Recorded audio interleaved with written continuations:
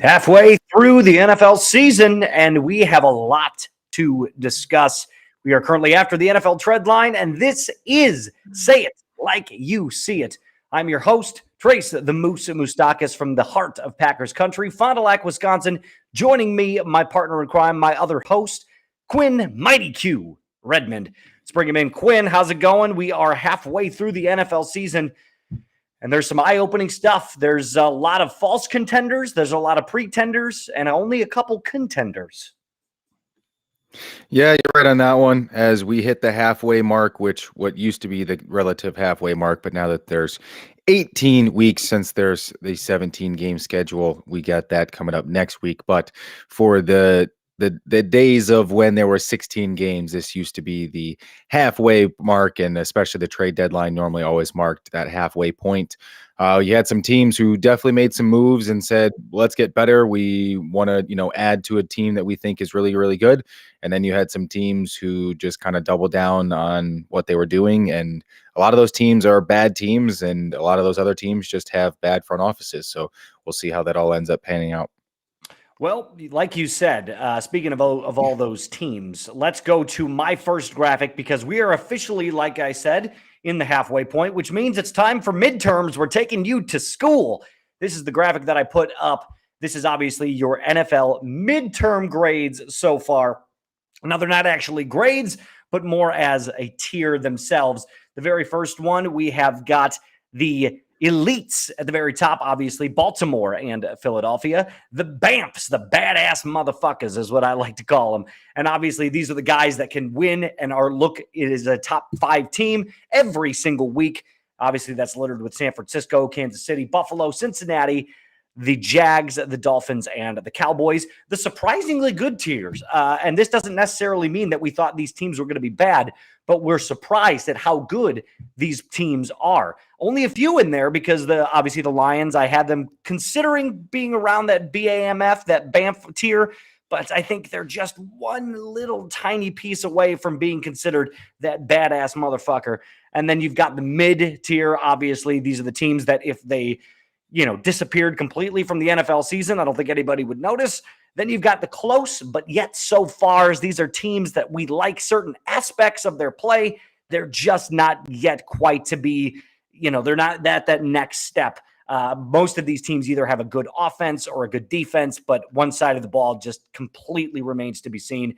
Then you've, of course, got the ass tier, which my beloved Chicago Bears sit on, and then the dumpster fires, the worse than worse, the bottom of the barrel, so to speak.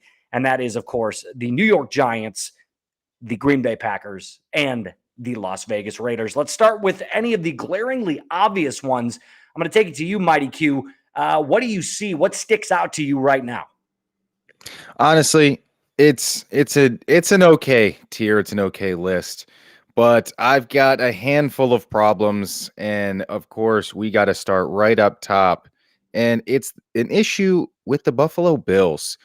And the reason I say the Bills is so who they're right next to being the Bengals, that is another one of my issues. So the two of those teams are what I'm going to start with. You've got the Bills, who are a roller coaster team. The thing with the Bills is the Bills are very, very good when they want to be good. The Bills are a team that when they decide that they want to show up and they want to play, the Bills are very good. And sometimes, though, they might play a team that's really bad, and the Bills just completely won't show up. And then they have an issue where that will kind of nag on them for a little bit. They won't hit as sharp as we know that they can. They won't do as many things as they used to do. So you look at, hey, what is so great about the Bills? And it's like, well, like Josh Allen, like their running game is okay, but it's not really there.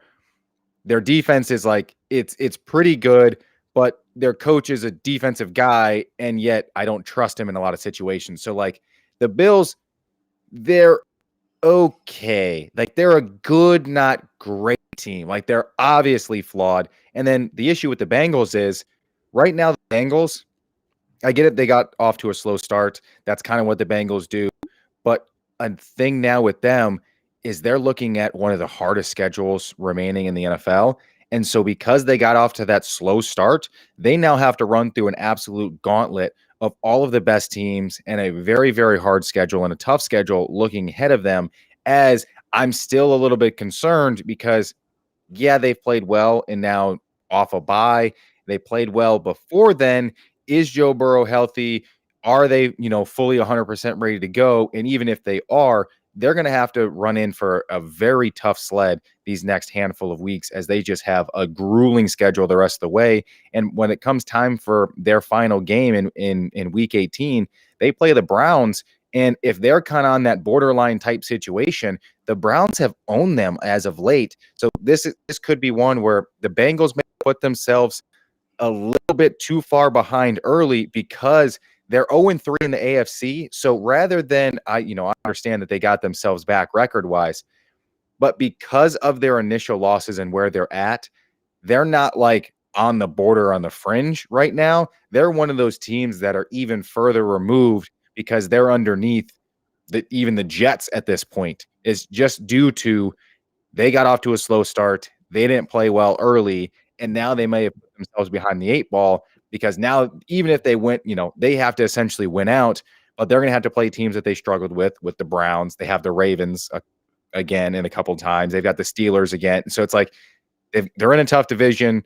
The AFC is the tough conference, and they have all of their hardest games all right in front of them. So I definitely, with those two, I mean, is there anything about those that you want to kind of push back on? Yeah. But the only one that I would actually give you a little bit of credence for, and I would actually allow you to kind of give you a little bit of slack for, is the Bills. I think you're right. I think there's a lot of aspects of the Bills game that I don't like. They brought it, they made James Cook the starter for that team at running back. He still hasn't done much other than maybe one or two good halves. The run game is completely reliant on Josh Allen. So I'm going to get to the Bills in a second, but I'm going to push back a little bit on the Cincinnati Bengals. Do you remember last year at this time, the Cincinnati Bengals had almost an identical problem as they did last year? They started off 1-3 last year and then rattled off 6 wins in a row. This is exactly what you're seeing. We see this a lot from Joe Burrow. He's not healthy at the beginning of the season. He doesn't play a lot during preseason, so it takes him a lot longer to get back into the flow of things. But once he is the number 1 rated quarterback through the months of middle of October through the end of the year. Last year, he raised his QBR all the way from like 22nd in the league to top 3 in those months. So when it comes to late games, late season games and bad weather games, Joe Burrow is outstanding. And I think that's exactly what you're going to be seeing from the Cincinnati Bengals. Their defense looked sharper. They looked great against the San Francisco 49ers. I realize Brock Purdy has been struggling as of late, but they went in and they dominated both sides of the football against San Francisco, so much so that San Francisco said, we got to make a big move. We got to make a big swing at the trade deadline. So we're going to go out and get Chase Young. I mean, Nick Bosa is not cutting it on that defensive line. They could not get to Joe Burrow, who, believe it or not, has a really weak offensive line still. So I think the Cincinnati Bengals are right where you want to be. I think they're the hottest team in the league right now. I think nobody wants to play them. And I wouldn't be surprised if they rattle off another 4 or 5 wins in a row and completely take over the AFC North. So, yeah, I think the Bengals right now, don't look at the record. Don't look at that 4-3 record as kind of where they're sitting at. Yeah, they started off slow, but as of right now, they are kicking ass and they are taking names. Yes, but my issue there though has to do with the fact that they already put themselves. It's like, yeah, I get it. Like, everyone wants to go at the halfway point and say, okay, we have to look ahead at the next half of the season. What are we looking at? What's going on here? They play 2 games the rest of the season with teams with losing records currently. They're not there. It's not a matter of, oh, this is the Bengals, they're a good team. I do think they're a good team. But when you have to play good team after good team week after week for the remainder of your season, that just starts to weigh on you. Their conference and in division is a tough division. You have the Ravens, who we all were talking about last week as, oh my gosh, are the Ravens the best team in the NFL? I'll give you that. They're clearly that. Well, they have to play the Ravens in 3 weeks. They play the Bills this week. They have the Jaguars still on the schedule in Jacksonville. Like, there's a lot of tough games ahead for them. They play the Chiefs in Arrowhead towards the end of the season in what is their 16th game. And then you end the season off with the Browns, a team that they've always played bad against. So it could be an issue where coming in the last 3 weeks of the season, you play in Pittsburgh. And I get it. It's, again, in division game, and it's on the road. Those are tough games to win. Doesn't matter if your team is good or bad. And we've seen that last week with the Chiefs and the Broncos. It's hard to win those in-division games. It's hard to win those games multiple times against teams that you see 2 times a year, every year, and you're on the road in their stadium. It's tough. It's going to be hard to do. Then you have to go to Arrowhead, and then you get the Browns, a team that has beaten you at your place and at their place since Joe Burrow's coming to the league. It's just a tough matchup for them, and that's why I say, hey, this is tough for the Bengals. It's not, hey, Joe Burrow isn't good, because Joe Burrow is good, but Joe Burrow goes with the Browns because of a matchup issue. The way that the Browns are constructed makes the Bengals just have issues all across. Like, they can't get the ball out to the receivers, whether it be Higgins, whether it be Chase. Their run game is absolutely stifled because the Browns and the way that they match up stylistically. So I think the Bengals are going to play great. I think the Bengals are going to continue to play good football, but it's going to end up being just short because I feel that they're going to win a majority of these games going ahead. But the issue is, winning a majority of these games going ahead isn't going to leapfrog them up to the top because they're 4th in their own division right now.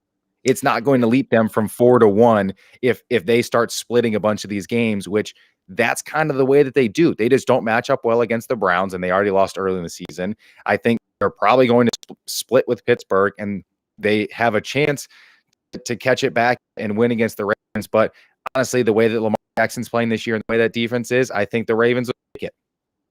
Yeah, and I agree with you in the sense that I believe the Ravens are going to win that division, and I think it's not going to be particularly close. I don't think the Bengals are, especially with their schedule, I don't think that this is a 12-win team. I think this is a 9-10 win team that sneaks its way into the playoffs in that 6 or 7 spot. But consider this. If the Bengals are in the 6 or 7 spot, that is a dangerous, dangerous conference because at any given point, I mean, we've seen them go up toe-to-toe in Arrowhead the last 3 years. What have they made? 3 straight conference championship games? I mean, 2 or 3 straight conference championship games where Burrow has completely outdueled Mahomes. We wouldn't be surprised if the 7th seed in the AFC, if it was Cincinnati, would make it to the Super Bowl. So it could be one of those New York Giants situations back in the Brady era where if you get hot at the right time, there's nobody stopping you. I think they match up really well against Pittsburgh. I realize it's an in-division game, but Pittsburgh's offense is one of the worst in the league, and they rely solely on that defense. You put enough pressure on that Pittsburgh offense, you can go in there to Heinz Field, and you could dominate whatever side of the ball you want to dominate. I'm not concerned about Pittsburgh. The Browns... Look, the Browns got their quarterback situation under control. If Deshaun Watson actually acted like he wanted to play football, I would agree with you. I think that defense is outstanding. I know that they gave up a lot of points to Gardner Minshew. Every team has a bad week.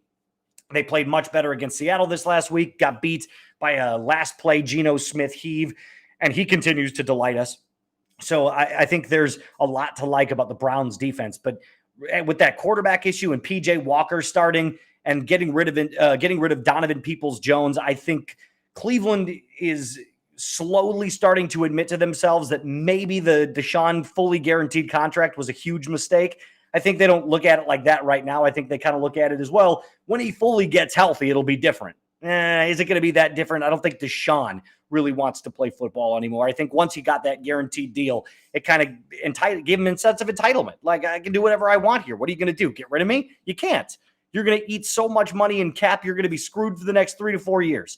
So I think you're in a position right now where you're the Cincinnati Bengals and you're saying to yourself, look, we're not going to take out Baltimore. They're too good right now. Our best bet is to dominate and lock up that wild card position. And then hopefully we get hot at the right time and Baltimore gets knocked off early. And then we have a clear path to Arrowhead where we know we can go in and win and get back to another Super Bowl.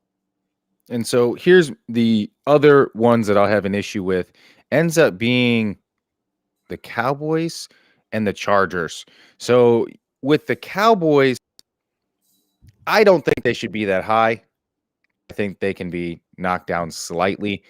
And then Well, with the that's why I have them at the Chargers, very end. That's why I have them at the with the very end of that Banff list. the Like, Chargers is one. go ahead. So the Chargers is one. They're currently second in their division.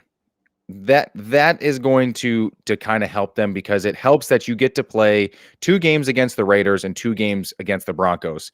That's games that they're fine with. Then you start to look at the rest of the season, kind of the way that they're laid out for the remainder.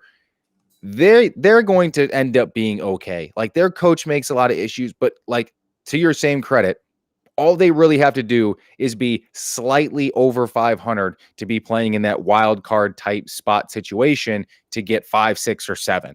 And so it's a competition to figure out a way to one of those wild card spots because we know they're not knocking off the Chiefs. But for them, because they get to play the Raiders and the Broncos, like, that does definitely kind of help. But they also have the rest of their season, the way it lines up, they realistically only have to get to, again, that 8 or 9 win mark to try to steal one of those away. And I think that they have enough talent to do it because Justin Herbert is what we all say he is. It's just like, will the rest of the team show up that day? Like, everyone else has talent. We've seen them have talent. Like, we've seen them all play well, but for some reason, it's like, hey, why are they not winning football games? And it's like, oh, it's like the defense made a couple mistakes here. The coach made a mistake here. Oh, the offensive line made this mistake here. And then it's like, oh, well, what did Justin Herbert do? And it's like, he showed up and he executed. And it's like, he wasn't spectacular. Like, he got a B- on the test, but I mean, that was his worst test grade that he's gotten this year. But it's like, what does the rest of his stuff look like? And it's like, I don't know, a lot of B pluses and A minuses. That's kind of why I have them at that mid grade. If you want to put that back up real quick, that's why I have them in the middle of the pack. Is I think because they play the Broncos and the Raiders, this is a team where, I can't put them at surprisingly good. They haven't been. Their offense has been good, but their defense has been terrible. Up until the Bears game, they were the worst pass defense in the league. I realize Mahomes is the GOAT, and we can't compare anybody to whatever Patrick Mahomes is doing, but this is the same defense that gave up 321 yards in one half. I mean, GOAT or not, that is really bad. So this Chargers team is kind of an enigma to me. They've got great pieces around them. They've got 2 excellent pass rushers. They've got a top 10 quarterback. They've got a fantasy destruction nightmare hybrid running back in Austin Eckler that just seems to start getting healthy. And yet they're 3-4. So what's the issue? Well, you could point to a lot of things. Big plays, giving up a lot of those. Brandon Staley not knowing what the hell he's doing. So that's where my concern comes in, is as they get later on throughout the year and they get more into these close games, it is a very Chargers thing to do to lose a game 34-31 because of a missed field goal or because Brandon Staley made the wrong call. He's a full-time analytics guy and doesn't seem to realize the flow of the game and account for human error. So I think one of the to your point, yeah, they might have a more favorable schedule coming up, but the Chargers are still going to do Chargers things, and I think that bodes negatively for them. I view this team as a 7 or 8 win team. That's fair. And then, I mean, I'll kind of touch my last one for that being that same reason. So you have them at close, but yet so far for the same reason we don't even have to get into, because we'll get into it later as we transition to kind of some other stuff that we talk about with getting into playoffs. So, but I just think that the Texans are better than those that in that same level with. Well, so my thinking and taking. I'll give you some credit on this one.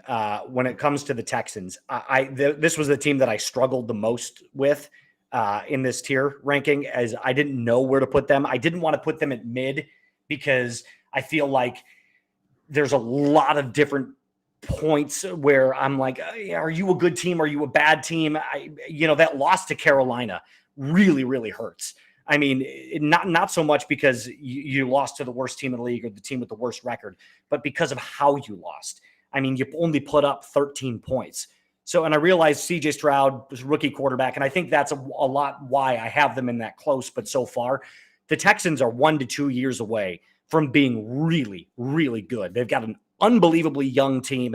Will Anderson is only going to get better. Tank Dell seems to be a complete hit. CJ Stroud is playing well. I think they need a better running back. I don't think Dameon Pierce is good enough to kind of back up what they're trying to do with CJ Stroud and complement his game well. So going out and maybe getting another running back in the draft, a couple of pieces here and there on the front line would really, really help, some run blockers. But I think D'Amico Ryans is doing an unbelievable job. They're setting a new culture with new players, young guys, and just making it a great place to play for a historically underachieving franchise outside of those few years that they had Deshaun Watson and J.J. Watt. So I think you're right. I think that's why I have them this close to being a pretty decent team. But the Houston Texans couldn't give it to them after that Carolina Panthers loss. But like I said, a very, very tough situation, and you're really, really happy with where you are if you're a Texans fan. So we wanted to do a week 8 prediction in terms of what we're doing with playoffs. So we're at the halfway point, or what is the halfway point being the trade deadline. Mm-hmm. And we're going to start in the NFC. And so we're going to talk about teams that we have as division winners, and then we'll get into the AFC division winners, and then we'll talk about the wild cards each, just because kind of rank the same. It's easier to talk about the division winner, and so then this is what we've got leading off. So for both Trace and myself, we're even across the board. We both believe the NFC North, South, and East are going to be won by the same, and the only place where we're differing is in the West. Trace has the 49ers winning, and I have the Seahawks winning. I did kind of go back and forth in terms of with the South. I have been very back and forth between the Falcons and the Saints, but essentially at this point, I'm going with Derek Carr and the Saints rather than the Falcons winning the division, just because Derek Carr is more seasoned, and I think he understands what the end of seasons look like and how to make it through. And I think the Saints will basically continue to operate at that middle sector rather than fluttering down to the bottom. And so, Trace, you're going with the 49ers. What is your reasoning on saying the 49ers are going to win? Because I think it's pretty obvious for everyone with the NFC North, and really kind of the same with the South. Like, we understand why we have the Saints there, but what's your reasoning on the 49ers? What do you like about them?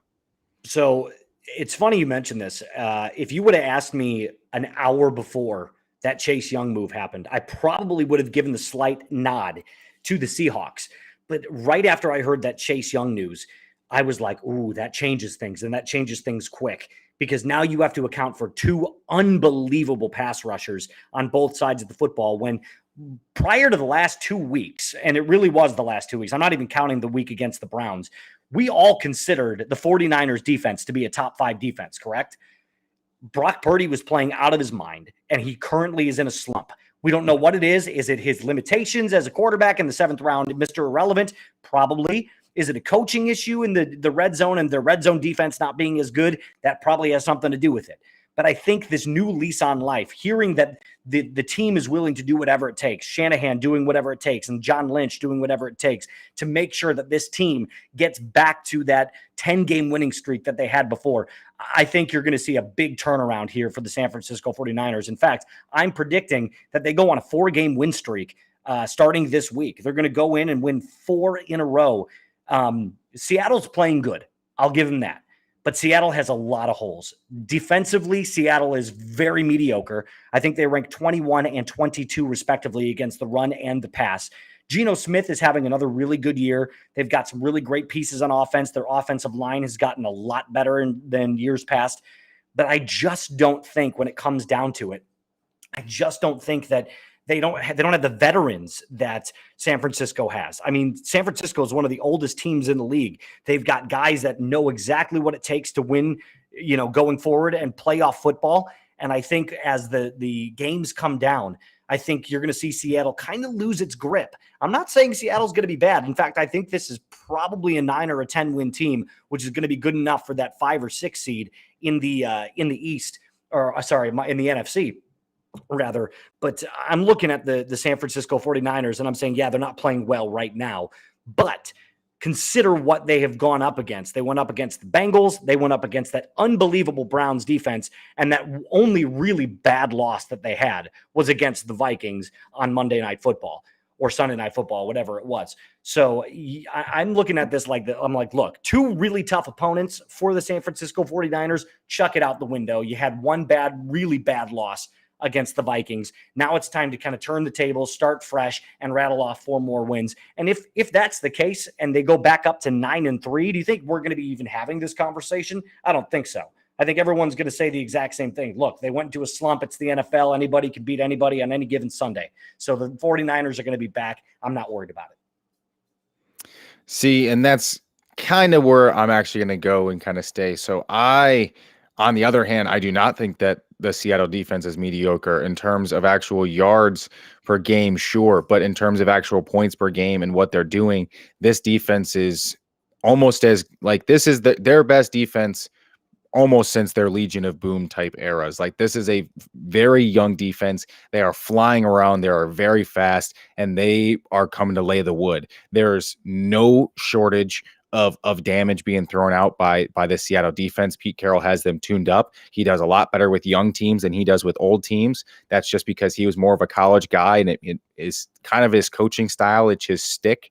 It's his, his team story, some stuff up. He kind of preach on some stuff, and that's exactly what all of those veteran guys start to say about him. He say, yeah, it's kind of the same story. It's the same stuff. And then while it starts to kind of wear on you, right now, he's got these young guys believed it. He's got a complete rebirth of Geno Smith, who's now playing better than Russell Wilson did in his last handful of years. And it's better complementary football. He's a phenomenal coach. He's been there before, done that, won a Super Bowl, knows what he's doing. Shanahan hasn't won a Super Bowl. He hasn't made it through. Yes, he's a phenomenal coach. Yes, he does things, but he makes a lot of issues too. He does put his players through an absolute ringer.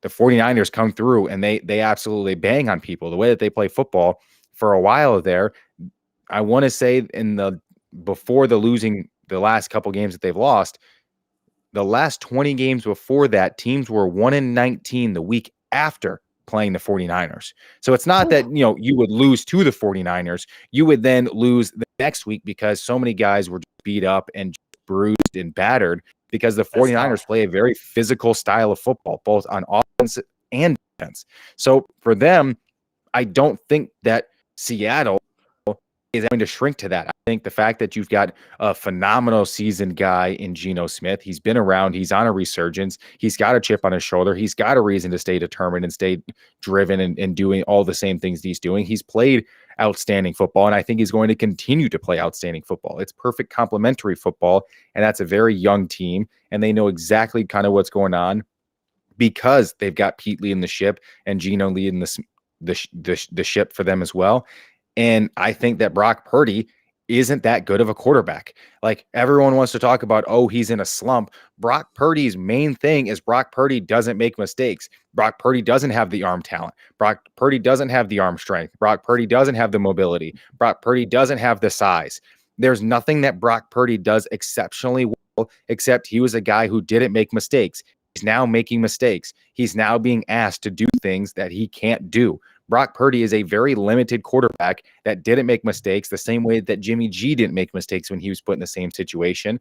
Now, the fact that Brock Purdy is asked to go and win football games and throw the ball a lot of times, being down and trailing in football games, knowing that they can't just hand the ball off to Christian McCaffrey or hit him on a little dump screen, that is an issue. He has to be asked to go out there and win football games, and he can't do it.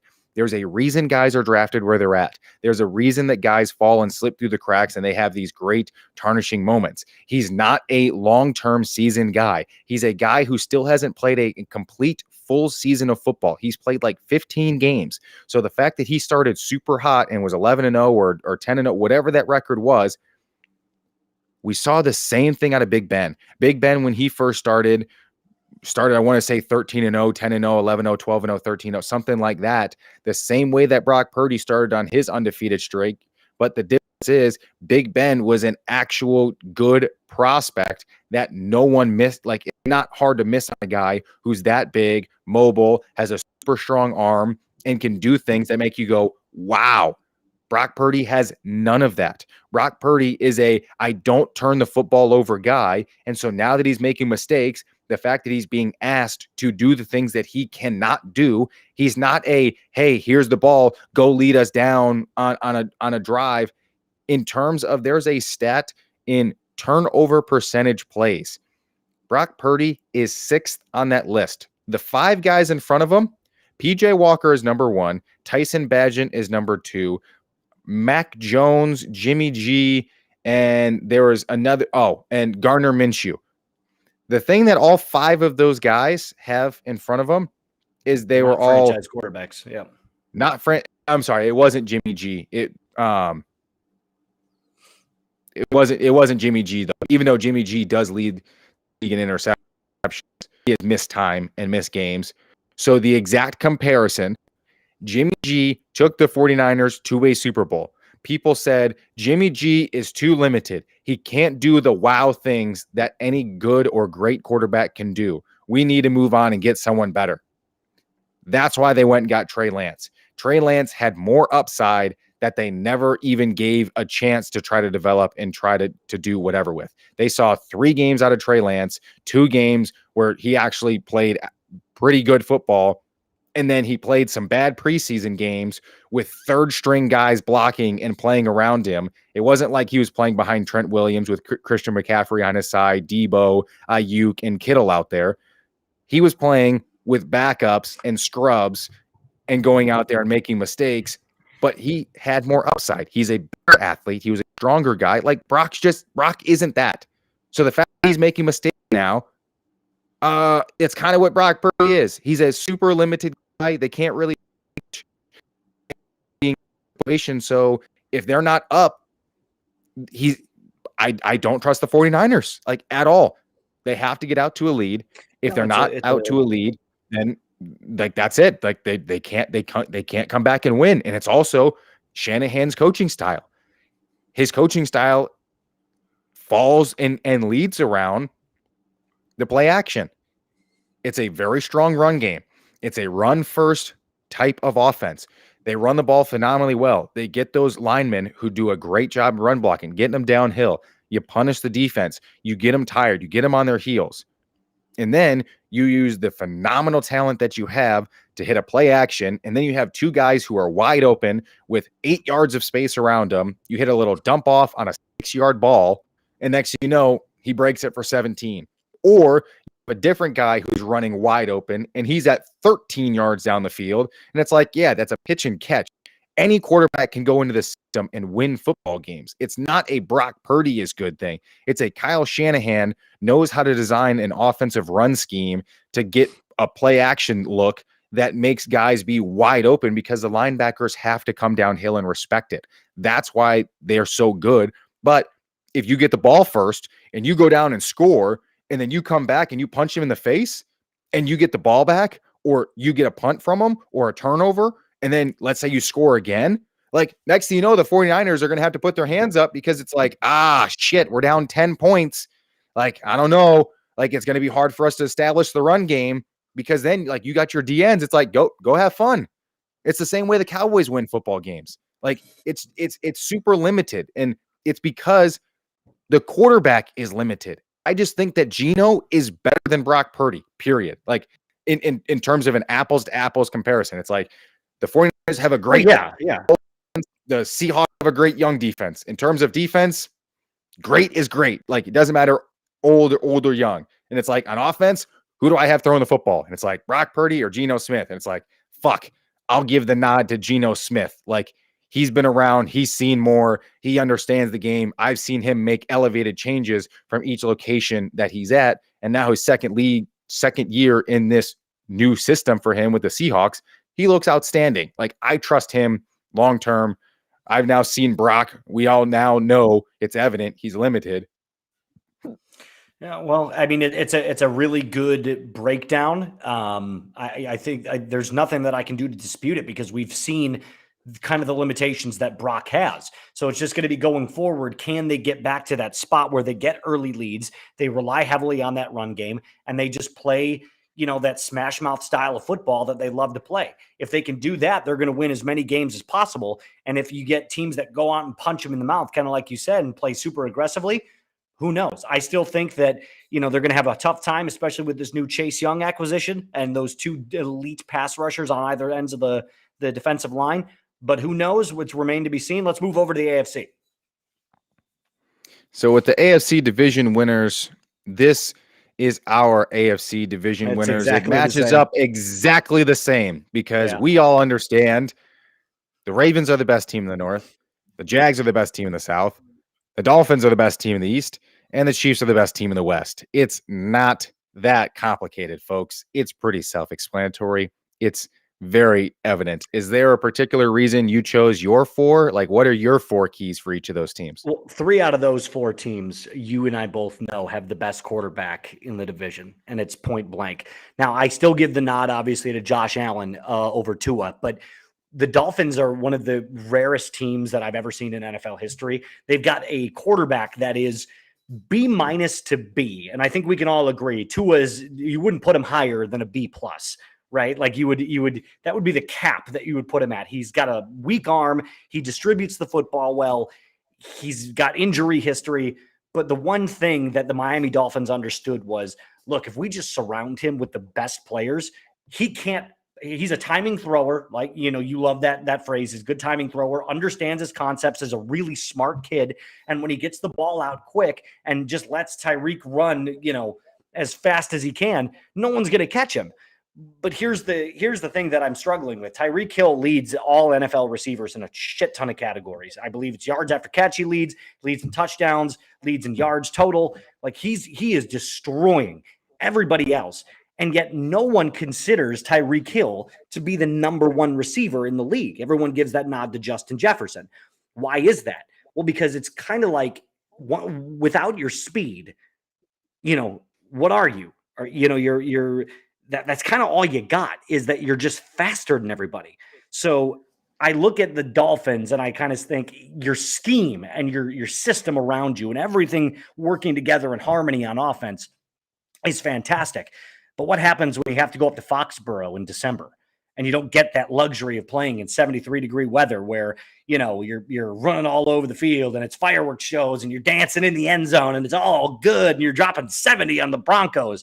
What happens when you go in and you play a team, a cold weather team, a Pittsburgh, a Cincinnati, a Cleveland, a New England, Buffalo? You're going to have to travel up to Buffalo at some point and play. I mean, like you are in a position where, it's great in the early parts of October and in September, but now we're entering November football. It's going to start getting really, really cold. I don't think the Dolphins have what it takes to be a Super Bowl contender this year, but with how special that offense is, I still think that they're the best team in the league, and Josh Allen has proven that the game rises and falls, and it rests on his shoulders. So if Josh Allen makes a mistake, the Bills are done. That's about all they got. So right now I think, yes, the Dolphins are going to win that division, but I also could very easily just as see that first win or that first playoff game, the Dolphins getting bounced like that. I could see both case scenarios where the Dolphins make the AFC Championship, and I could also see them getting bounced that round 1. I mean, that's just how up and down that entire system is and how up and down their team is. And so we'll go ahead and keep it in the AFC. We'll talk wild card in the AFC. And we have one similar team on here, and that being the Bills. So this isn't actually in any particular order. This is just teams who are going to make it. So with Trace, he's got the Bills, the Browns, and the Bengals. So he's got 3 teams from the AFC North making it into the playoffs. And I spread it out. I've got a couple teams making it from a couple different divisions. So I think the Steelers are going to be a team that hangs around and ends up being pretty close to that 500, and they're going to make it in, just edging the Bengals. I think they end up having the same record as the Bengals, but because the Bengals put themselves behind the 8 ball early, I think it's going to come down to tiebreaker type decisions, and the Steelers will get that edge. And the same is going to be said for the Texans. The Texans have an easy schedule the rest of the way in. They play 7 of their games against teams who have a losing record currently. So I think the Texans realistically aren't that much better than any of those teams who have the same record as themselves. But I think the Texans have an ability with this young team. I think that they're going to get a little bit of confidence and build off that. And I think out of anything, I think that they can go 500 the rest of the way or slightly above 500 and get themselves to that 8-9, 9-8 spot, which is the only place that you realistically have to get one of these. And the Bills they're in, I think the Bills the same thing. Like, they're a good team. I don't think they're as good as the Dolphins are. Like, I think Josh Allen just you never really know. I think you can force him to have some turnovers. And I think that between McDermott and his coaching kind of interesting decisions, I just think that the Bills are a kind of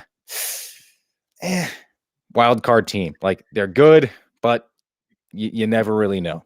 Yeah, I agree with you on the Bills. I think the Bills, it wouldn't surprise me at all if round one they got completely destroyed and didn't make it anywhere past that. It doesn't seem to be that they've got it all connected as they have in years past. The one pick that I'm really struggling with on my end is, the more I look at it, is that Browns pick. Have you ever seen a situation in your entire life where you can get so much right and yet still be so bad? Right? Like, on paper, the Browns look fantastic, right? Like, think about it. They start the year with Nick Chubb. And wait, hold up right there. That's where I'm going to need you to stop. It's because football is not played on paper. It is football is played on the field. Just hear me out. And that's why the Browns have that entirety, and it's their culture. The Browns have always had great draft picks. It's hard to miss on guys who are number one picks. Look at Myles Garrett. He's not a miss. He's not a miss. Fantastic. They have dogs. They have players. It's the culture, and the Browns are a we're good on paper culture, and you don't roll over because we're just good. You have to show up and actually play. And speaking of showing up and actually playing, I have never, ever seen every Cleveland fan will say the same thing. Deshaun's hurt. He's got an injury. His shoulder's bad. This, to me, I mean, he got cleared medically to play a few weeks back by team doctors and just refused to play. He flat out said, well, there's still some residual pain. I don't want to play if it's going to, if we're not going to have the best chance. And yeah, that sounds wonderful. And it sounds magnanimous to your team. And like, I'm thinking of the team, but are you thinking of the team? Because any true baller, and you play football, Quinn, any true baller that goes out knows that if they trust in their ability and they think that they're worth all that money, they're going to go out and say, the best chance my team has to win is when I'm on the fucking field. And I'm going to throw this ball 40 times and I'm going to shove it down your throat. So the fact that Deshaun Watson to me is saying, well, I want to do what's best for the team. It's like, do you really want to play? Like, we've seen this now, and then he comes back and clearly gets that shoulder re-aggravated. And I'm not denying that it's not hurt. But one thing I'll give Baker Mayfield a ton of credit for. Baker was actually playing injured. That dude's shoulder was completely jacked up, man. His non-throwing shoulder was miserable. And he went out every single week and through thick and thin was slinging that football. And, to his, chagrin, they ended up running him out of town. He had some words that he exchanged with the coaching staff and the medical stuff and blah, blah, blah. We know the whole Baker story. But at least Baker's out there giving it 100% every single week. Deshaun is a far better talent than Baker Mayfield. And yet the Browns are exactly where they're supposed to be, which is I want to believe in them so bad. And I want to believe that Deshaun's going to turn it around and start with this new attitude. And the Browns are going to rattle off 2 or 3 in a row. And they're going to end up being a 9 or 10 win team. But the more and more I look at that pick, I'm like, God, I don't like it at all. I'd rather have the Steelers in right now, to be completely honest. That defense is good. I mean, that's initially the way looking at it too. I was looking at it being like, well, I think the Browns should be good. I think Deshaun should be good. He played 6 games last year. He went into this offseason. He had a complete full offseason. He's finally back to healthy. He's got nothing else going on. The Browns weren't being talked about. He could have flown under the radar, just shown up and played good football and been outstanding. But instead, it was, I'm good. And I think to some degree, I think the stuff that he went through with the Texans, I think we really have to kind of take a second and like pull back for a second. He did some stuff for the Texans that normal people won't do. The fact that he took a bus to a game so he could play, that I think is where he put so much of his effort all in on the Texans. Just the way that thing ended up going, the whole massage stuff, that whole situation, everything that happened with it and with the entire Texans situation, because there was trouble in-house before then. I think that's where it was all lost. And then I purely think that this was a, hey dude, this is him talking to his agent. Hey dude, I just want to get paid. I want a bunch of guaranteed money. My body really hurts. I went through a lot of stuff, and I just want to make sure I'm good. And I think that's exactly what is going on. He gets guaranteed money, and pretty much it's like, yeah, I could care less. Like, quarterback play with messed up hips, they play bad shoulders, they play with bad ankles, they play with bad fingers. Like what Justin Herbert looks like. Like Justin Herbert is out there rocking the giant, cat his middle finger on his, is, and then like he's got the tape and this, and then you get asked, and it's like, well, what's taking a snap like? And it's like, well, it's not comfortable, and it's like, of course, it's not comfortable. Like my shoulders are still messed up, like separated shoulders. Like you just kind of keep playing.